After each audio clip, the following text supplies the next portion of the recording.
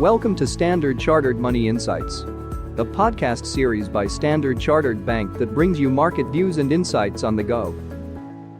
Hello everyone, my name's Steve Brice and I'm Standard Chartered's Global Chief Investment Officer. Welcome to the latest instalment of our mini-series where we explore our outlook for financial markets in 2025. I'm talking to several different members from the CIO office, and today I'm talking to Heung, Senior Investment Strategist at the CIO office, to discuss our outlook for bonds in 2025. So, Ray, let's get straight into it. I know we've got a lot to cover. So maybe looking into 2025, we view bonds overall as a core holding in diversified portfolios. Can you walk our listeners through the reasons and the thinking behind this? Thank you, Steve, for having me. Sure. Let me just start with a top-down portfolio perspective first.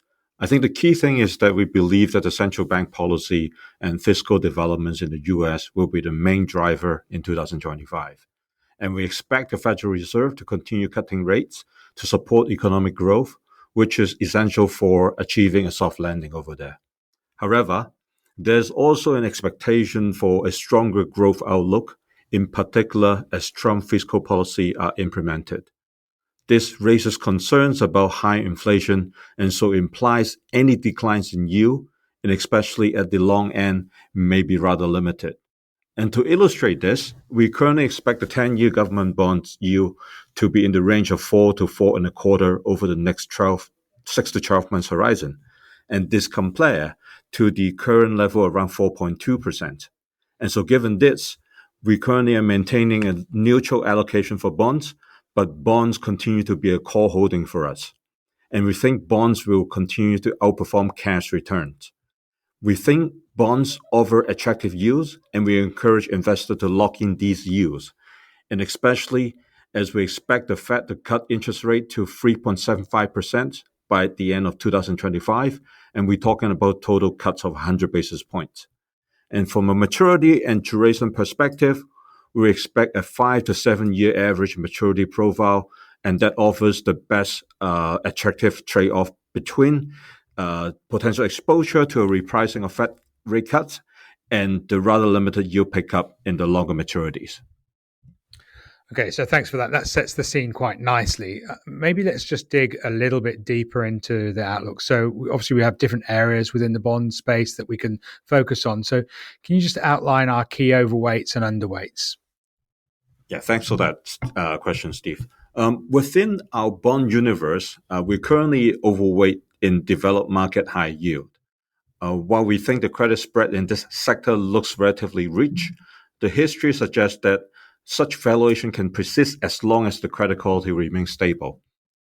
And in a soft or low lending environment, we're also expecting default rates are to be very manageable. And therefore, the higher carry and coupons in high yield are likely leading to slightly better total returns. On the other hand, we are underweighting in the emerging market local currency bonds. And this is primarily due to the fact that the Trump tariff proposal that is going to be implementing. We also think that the EM central banks have less capacity to ease policy compared to last year, and the local currency bonds are vulnerable to FX volatility and geopolitical uncertainty. And maybe let me cover a little bit ground on the other segment in bonds too. First, we maintain a neutral stance on developed market investment grade and government bonds. These asset classes offer attractive nominal and real yield from a historical perspective, but the valuation are rather rich at this point. Yet, to us, the solid fundamental and sustained investor demand help supporting continued inflow to lock in these yields. For emerging market hard currency government bonds, we are also having a neutral position. The risk of rising protectionism after U.S. election poses challenges for EM commodity and capital good exporters.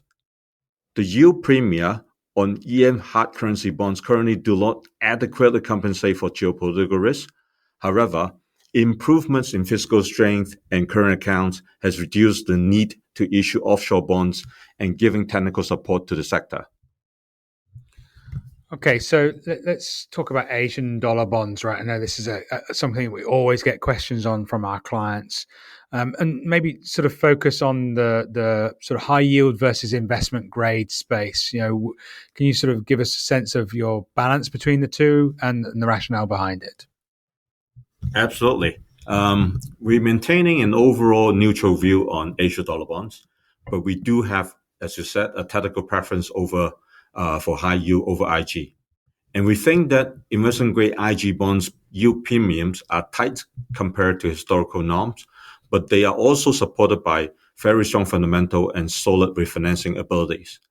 On the other hand, Asian high yield bonds are also well positioned to benefit because of their domestic business focus. We believe the Asian high yield sector has already passed the peak of defaults in the Chinese property sector space and Asian high yield refinancing risk. And even for some of the forecasts that we are seeing are suggesting a default rate as low as 1% for Asian high yield, of course, including Chinese property for 2025. So from a risk-adjusted return basis, we're expecting the Asian high yield to deliver very strong returns.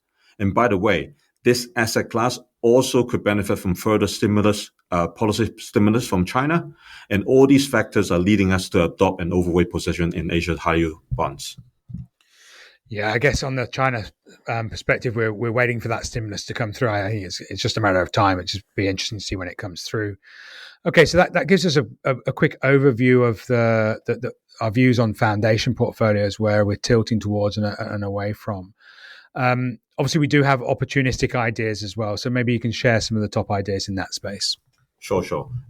We have 3 other tactical buys in our ideas, including the European government bonds on an FX hedge basis, the U.S. agency mortgage-backed securities, and global convertible bonds. First, we see an opportunistic buy in the European government bonds on an FX hedge basis. And in the Eurozone, so far the economic data remain weak, while the markets are already expecting further ECB rate cuts. And so we expect the European government bonds to continue to benefit from a falling term premium. Even the recent political issue in France haven't really significantly impacted the European risk premiums.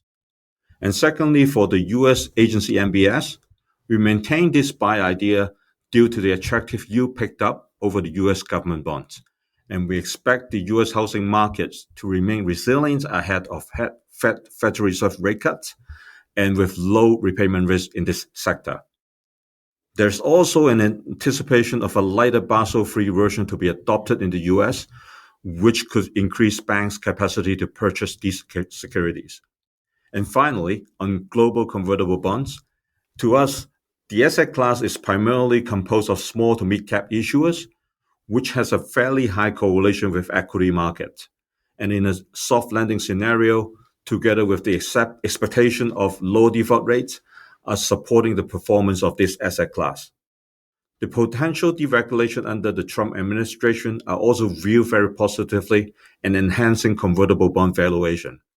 Though we already seen some rally in share price pushing PE multiple higher post the election, the median PE amounts the convertible bond issuers has remained below those of the broader equity indices.